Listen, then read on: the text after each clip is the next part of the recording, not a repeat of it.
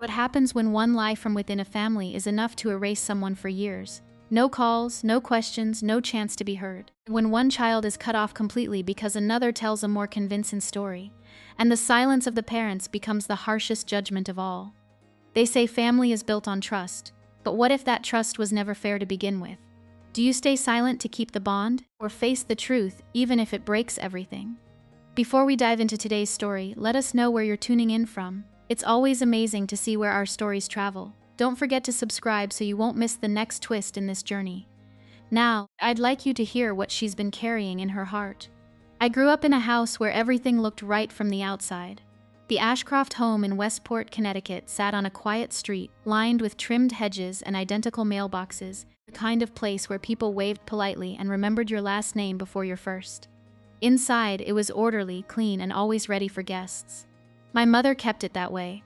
My father made sure we could afford it, and my sister made sure it always felt full. I learned early on that there were two kinds of presence in that house. There was Cassandra's presence, which filled every room the moment she walked in, and then there was mine, which could disappear without anyone noticing. I wasn't a difficult child. I didn't argue, didn't break rules, didn't demand attention. I studied, I observed, I listened, and more importantly, I remembered. Not in a dramatic way, not with resentment at first, just quietly storing moments the way other kids collected trophies. The difference was, my moments weren't things to celebrate. They were things to understand. 8th grade was the first time I realized effort alone didn't matter. I had made it to the state science fair, the only student from my school. I remember standing in the kitchen holding the letter, waiting for the right moment to say something. Cassandra had a community theater performance that same weekend. I didn't need to ask where my parents would go. I already knew. They chose her. They always chose her. When I came home with a second-place ribbon, I set it on the counter where my father could see it. He glanced at it briefly and said, "That's nice, LON," without asking a single question about what I had done to earn it. Then he turned back to whatever Cassandra was saying. I stood there for a moment longer than necessary, waiting for something else, but nothing came. That was the moment something shifted. Not loudly. Not in a way anyone else could see. Just a quiet understanding settling into place. Achievement didn't guarantee attention. It didn't even guarantee acknowledgement. At dinner, the pattern repeated itself night after night. Cassandra told stories, animated and effortless, her voice rising and falling in perfect rhythm. My parents leaned in, laughed at the right moments, asked follow-up questions. When I spoke, I was interrupted, redirected, or simply absorbed into the background noise. It wasn't cruel in an obvious way. It was worse than that. It was consistent. That's when I stopped trying to compete for space. Instead, I made a decision that would shape everything that came after. If I couldn't be the daughter they noticed, I would become the daughter they couldn't ignore. I poured myself into school. Biology, chemistry, anything that gave me structure and certainty. Science made sense in a way people didn't. There were rules, outcomes, systems that rewarded precision. It didn't matter who spoke louder. It mattered who was right. By the time I reached my senior year of high school, I had built something for myself that existed outside of that dining room table. Applications, grades, recommendations. I didn't talk about them much at home. I had learned that announcing my ambitions didn't change how they were received, so I kept them quiet, personal, mine. When I submitted my application to Johns Hopkins School of Medicine, I didn't make it a moment. I didn't gather anyone around. I just hit send and closed my laptop. I wasn't waiting for them to believe in me anymore. I just needed to reach a point where they wouldn't be able to deny me. And for the first time in my life, I understood something clearly. I didn't need their approval to move forward. I only needed proof that I could. The letter arrived on a Tuesday afternoon in early spring. I remember the weight of it in my hand before I even opened it, thicker than the usual mail, addressed formally, deliberately. I stood in the doorway for a few seconds, staring at my name printed across the front like it belonged to someone else. I didn't open it alone. For reasons I still don't fully understand, I walked into the kitchen where my parents and Cassandra were sitting and placed it on the table. My father looked at it first, then at me, then back at the envelope. Something in his expression shifted, just slightly. "Open it," he said. I did. Johns Hopkins School of Medicine. Acceptance. There are moments in life that feel like they should explode outward, fill the room, change everything instantly. This wasn't like that. It unfolded slower, more controlled, like a quiet realignment. Then he leaned back in his chair and looked at me. Really looked at me. Not through me, not past me, but at me. "Johns Hopkins," he said slowly. "That's serious. Then, after a pause, he added, "Maybe you'll actually make something of yourself." It wasn't warm. It wasn't even entirely kind. But it was the closest thing to recognition I had ever received from him, and I held on to it anyway. My mother reacted differently. Within an hour, she had called 3 relatives and 2 neighbors. Her voice carried a kind of pride I had never heard directed at me before. She said my name louder, more clearly, as if trying it out in a new context. For a brief moment, I existed in that house in a way I never had before. Across the table, Cassandra smiled. It was perfect, controlled, exactly what anyone would expect from her. She congratulated me, asked the right questions, played the role flawlessly. But there was something else there, something quieter, harder to define. It wasn't obvious then. It only made sense later. Her eyes didn't match her smile. That was the first shift. The second came more gradually. Over the next few weeks, Cassandra started calling me more often. At first it felt natural, even overdue. She asked about my plans, my classes, where I would live, who I would meet. She remembered details I mentioned in passing and brought them up again later. Connecting threads I hadn't even realized I'd dropped. I thought it meant something. I thought maybe this was what having a sister was supposed to feel like. So I told her everything. I told her about my schedule, my uncertainties, my fears about keeping up. I told her about the people I met, the professors I admired, the pressure that came with being surrounded by students who had always been exceptional. I told her things I hadn't told anyone else, not even myself out loud. And she listened, carefully, completely. Looking back, I understand what I was doing. I wasn't just sharing. I was handing over pieces of myself, one detail at a time, believing I was building connection when in reality I was providing structure. At the time, it felt like closeness. It felt like something real. By the time I reached my 3rd year of medical school, I believed something I had never believed before. That maybe, finally, I had a family. I just didn't realize it wasn't the one I was born into. Naomi Reyes was the reason I made it through my 1st year of medical school. She had grown up in foster care, which meant she understood absence in a way I didn't yet have the language for. Where I stayed quiet, she spoke. Where I hesitated, she moved forward. She didn't ask for permission to exist in a room. She simply did. When she got sick, everything else stopped mattering. Stage 4 pancreatic cancer. The words didn't feel real when the doctor said them, like they belonged in a different story, someone else's life. But Naomi just nodded, asked the right questions, and then looked at me like she already knew what I was thinking. "You don't have to stay," she said. I didn't answer. The next morning I went to the dean's office and requested a leave of absence. I brought documentation, explained the situation clearly. It was approved without resistance. Everything was legitimate, structured, documented. I moved into her apartment that same week. I drove her to treatments, sat with her through long nights, learned the rhythm of hospital machines and the quiet language of pain. It wasn't a sacrifice. It was a decision, a clear one. I couldn't leave the one person who had never left me.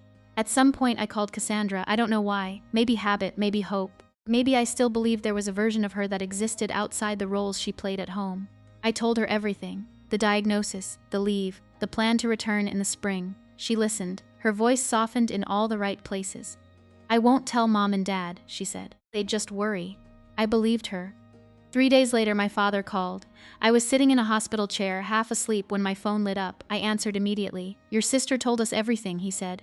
His voice was cold, controlled. "What do you mean?" I asked. "The dropping out," he continued. "The situation you're in, the lies." I felt something in my chest tighten. "Dad, I didn't drop out. I filed a leave." "She said you'd say that," he cut in. "She showed us proof." "Proof?" I pressed my hand against the wall to steady myself. "What proof? I can send you." "Enough," he said. "Don't call this house again until you're ready to tell the truth." My mother got on the line briefly. Her voice shook, but not with doubt, with disappointment. "How could you lie to us like this?" The call ended. I sat there for a long time after that, staring at the screen, replaying every word. Then my phone buzzed again. A message from Cassandra. "I'm sorry. I had to tell them." That was the moment everything broke. Not because of what she did, but because of how precisely she did it. She hadn't just lied. She had prepared for my response, anticipated my defense, built something that would hold even when challenged. Over the next few days, I tried to fix it. Calls, emails, documents, proof. Nothing went through. They didn't just doubt me. They refused to hear me. And somewhere between the unanswered calls and the returned letter, I understood something I hadn't fully allowed myself to see before. This wasn't new. This was just the first time it had consequences I couldn't undo. By the time the silence settled in, it wasn't confusion anymore. It was final. I had lost my family, or maybe I finally understood I never really had them to begin with. The silence after my father hung up didn't feel like anger, it felt final. Still, I didn't accept it right away. For the next 5 days, I moved between Naomi's hospital room, the hallway outside it, and the small apartment we had turned into something like a temporary home, trying to force a connection that had already been cut. I called 14 times. The first 3 rang until voicemail. I left messages steady and controlled, explaining again what I had already said. By the 4th call, my father's number went straight to a dead tone. Blocked. My mother's followed 2 days later. I stood in the hallway the first time it happened, phone still in my hand, staring at the screen as if it might correct itself if I waited long enough. It didn't. I switched to email. The first one was short, direct, stripped of emotion. I explained the leave of absence, attached the official documentation, and included the dean's contact information. I thought clarity would be enough. It wasn't. The second email was longer. I added everything I could think of. Medical records confirming Naomi's diagnosis, my approved leave paperwork, a full timeline. I gave them more proof than any reasonable person would need. No response. After that, I wrote a letter. Not typed, not edited. Just my handwriting on paper, trying to say things I hadn't said before. I didn't defend myself.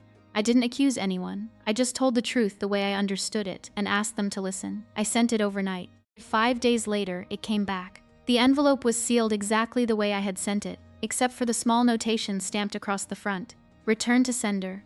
I recognized my mother's handwriting in the corner. Neat and precise, the same way she labeled everything in the house. She hadn't even opened it. That was the moment I understood something I hadn't been willing to admit before. This wasn't about confusion. It wasn't about misunderstanding. It was a decision.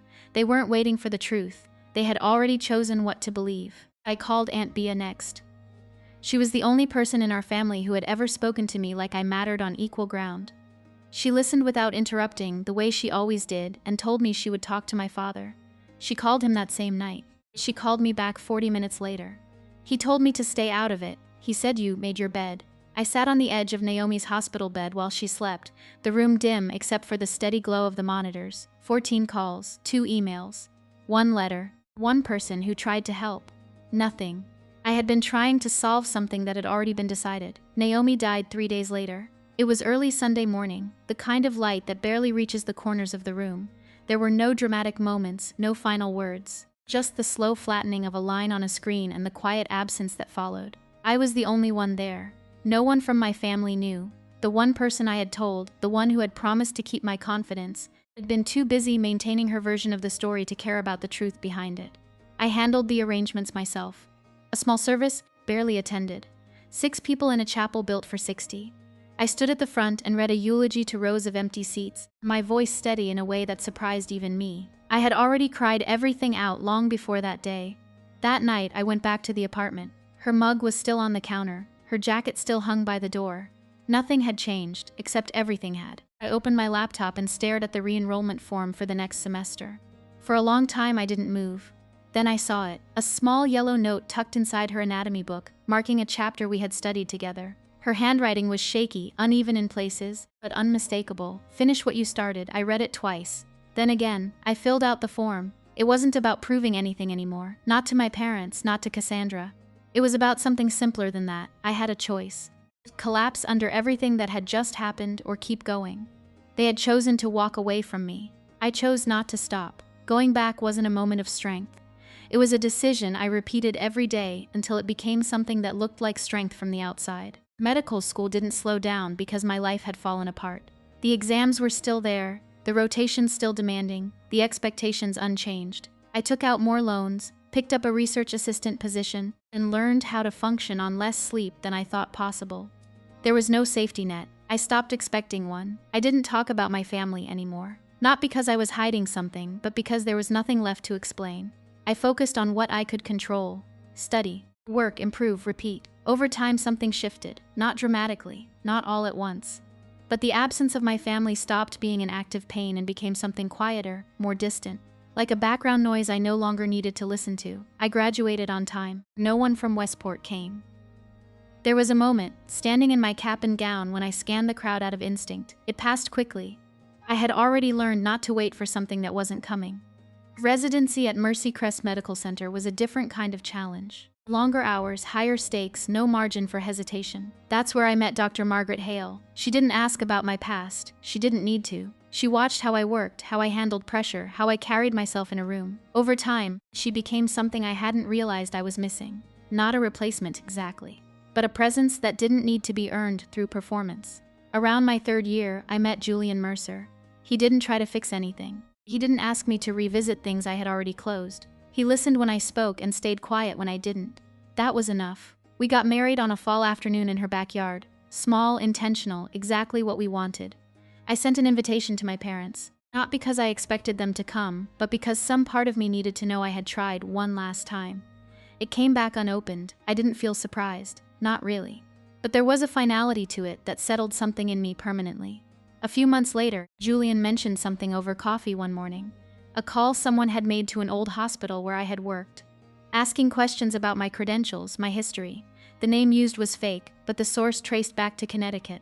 I didn't need to ask who. That's when I understood it hadn't ended 5 years ago. It had been continuing quietly, consistently, in ways I hadn't seen. I didn't confront it. I didn't reach out. I kept going. By the time I finished residency, I had built something solid. A career. A home. A life that didn't depend on anyone who had chosen to leave it. I wasn't the person they had cut off anymore. I was someone they no longer had access to. 5 years is long enough for a story to settle into something permanent. I didn't ask Aunt B for updates. Not directly. But she told me things anyway, carefully, like she was measuring how much I should hear at a time. At family gatherings, Cassandra had perfected her role. She didn't talk about me much. That was part of the strategy. When she did, it was brief, controlled, always framed in a way that made further questions uncomfortable. She's going through something, she would say. It's complicated. Over time, that shifted. Details were added. Quietly. I was struggling. I had made bad decisions. I didn't want contact. I had chosen distance.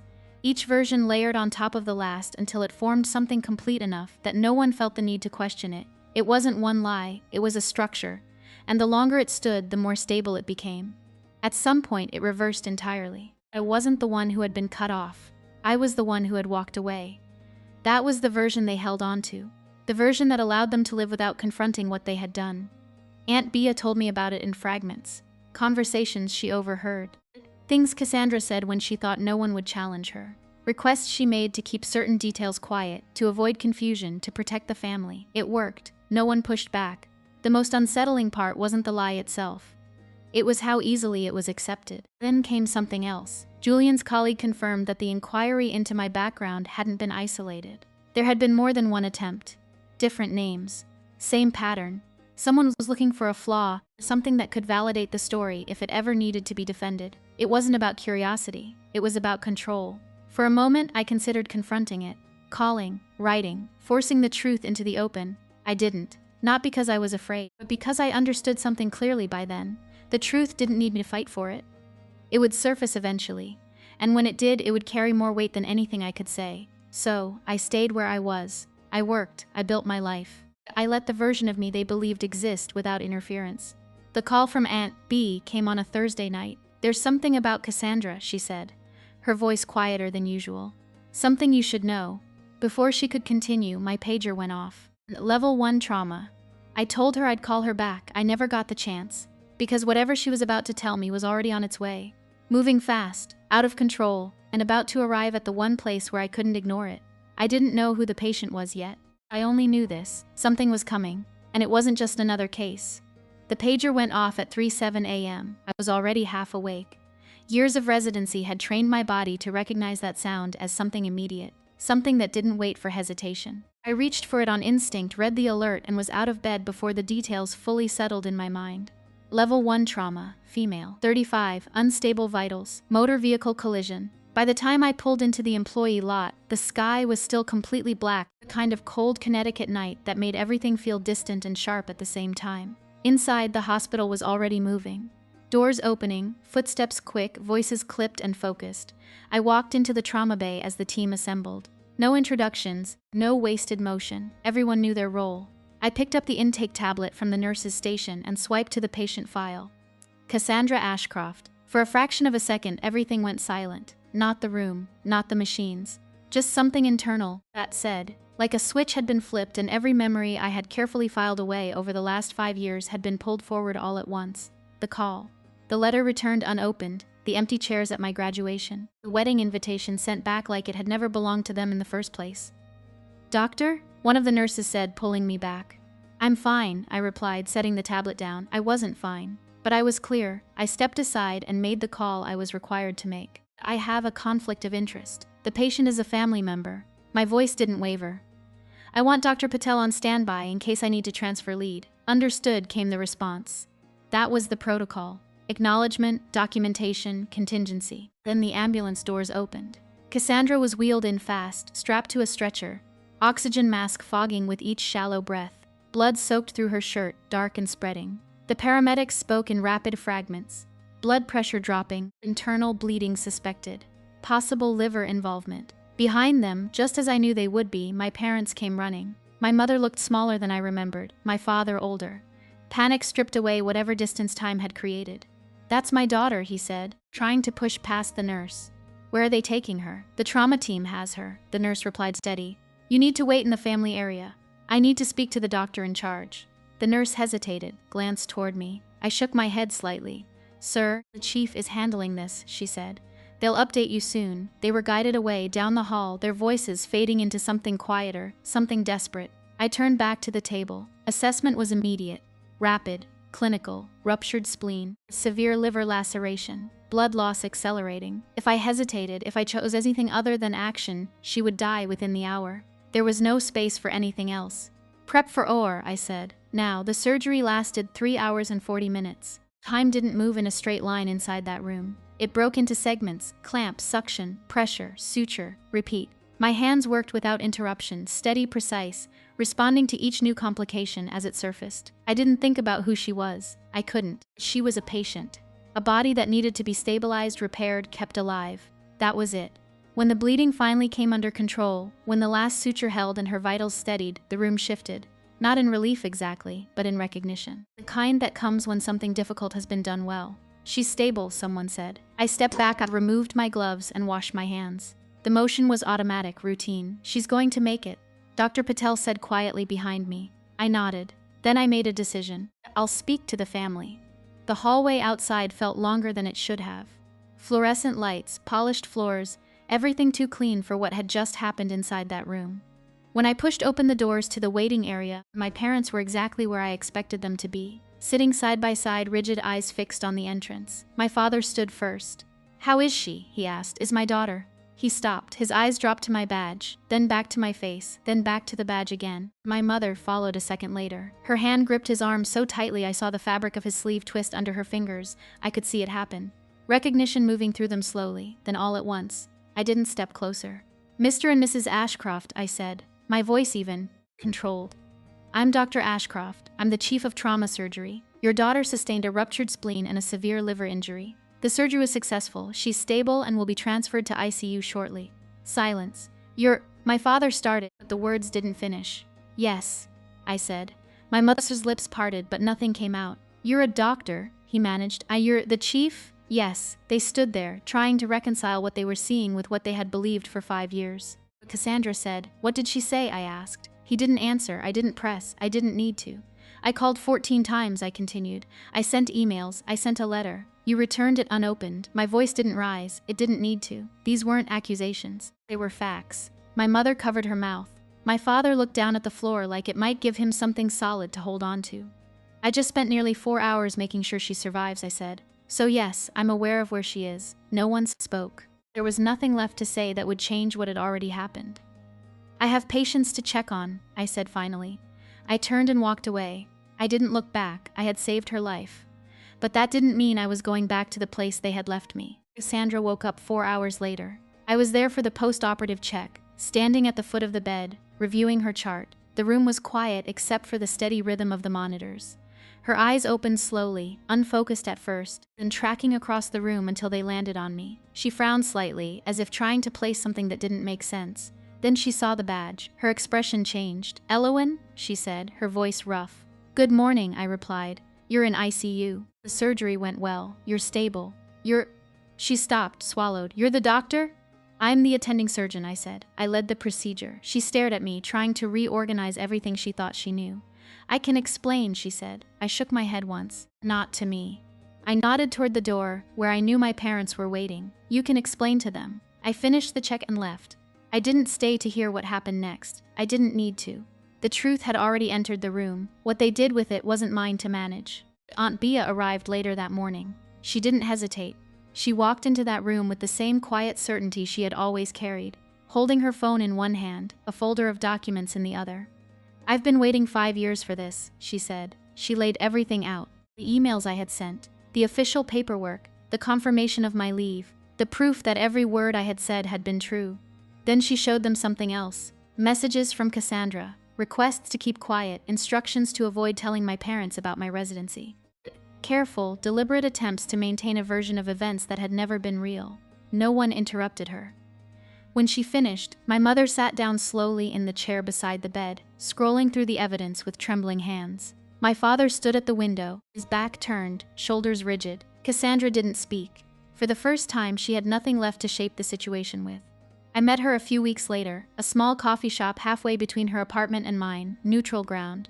No history built into the walls. She looked different, thinner, quieter. The confidence she used to carry so easily was gone. I didn't ease into the conversation. "Why?" I asked. She stared at the table for a long time before answering. "Because you were going to become everything I wasn't," she said, and I couldn't handle it. I let the silence sit between us. "I'm not here to argue," I said, "and I'm not here to list everything you did. You already know." She nodded. "I need you to tell the truth," I continued, "to everyone. Not partially, not in a way that protects you. The full truth." "I will," she said, "and you'll do it in writing." She nodded again. That was the only condition I gave her. I met with my parents separately, same house, same table where everything had started. "We want to fix this," my mother said, her voice breaking. "This isn't something you fix with words," I replied. "You need to understand why it happened in the first place." I told them to go to therapy. Not for me, for themselves. My father resisted at first. Then slowly he agreed. It wasn't forgiveness, it was structure. Months later, I stood on a stage in a hotel ballroom as they announced my name for Physician of the Year. Applause filled the room. I kept my speech short. 5 years ago, I thought I lost everything that mattered, I said. What I learned is that the people who stand beside you aren't always the ones you're born to. Sometimes, they're the ones who choose you. As I stepped back from the podium, I saw them. In the last row, my parents. They didn't come forward. They didn't try to interrupt the moment. They just stood there, watching, something in their expressions I hadn't seen before. Not pride alone, not regret alone. Something more complicated than either. A few weeks later, they came to my house. It was early morning, light coming through the kitchen window. Julian was making coffee. I was standing at the stove. The doorbell rang. When I opened it, they were both standing there, unsure, holding small things in their hands like they didn't know what to do with them. "Hi," my mother said. "Come in," I replied. My father stepped inside slowly, looking around like he was seeing something he hadn't expected to exist. "Can I help with anything?" he asked. I looked at him for a moment. Then I nodded toward the cabinet. "You can set the table," he did. 4 plates, carefully, deliberately. It wasn't perfect, it wasn't what we had been, but it was real. And for the first time, that was enough. I didn't get revenge, I didn't need to. I became someone who no longer needed it.